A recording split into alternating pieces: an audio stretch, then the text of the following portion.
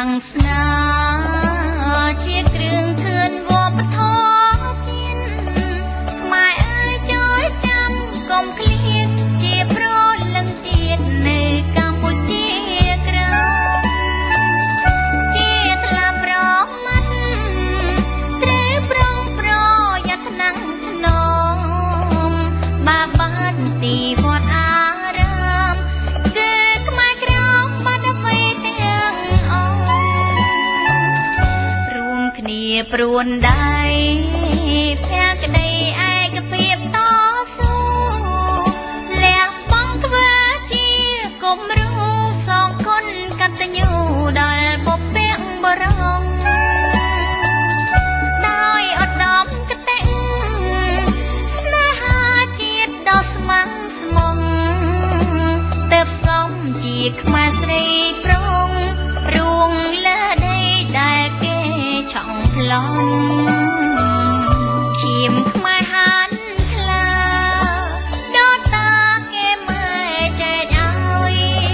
រឹងពឹងមិនមែនទុនខ្សោយហេតុអ្វីប៉ុណ្ដោយឲ្យគេជីងជន់មុំដល់ពេលហើយខ្មែរអើយកុំស្ពឹកទុំរុននាំគ្នាក្រោកឡើងរួមរួនគ្រប់ទីត្រូវខំគ្មៀតខ្មៅស្រង់ប្រុងស្រង់ស្រី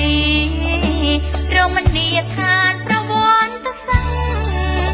តែងចាំរឿងខ្មែរយ៉ាងច្បាស់ទោះជាបដោផ្លាំងនៅតែស្រង់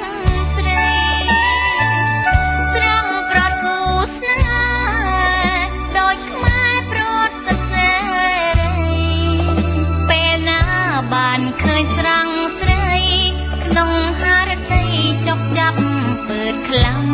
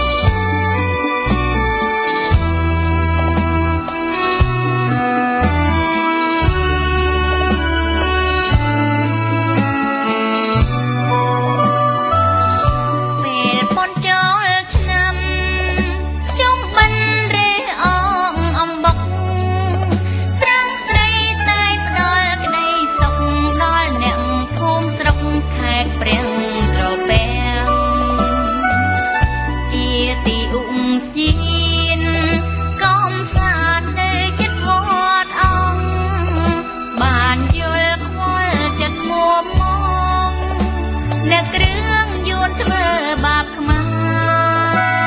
រសុកចិត្តស្លាប់ឈរ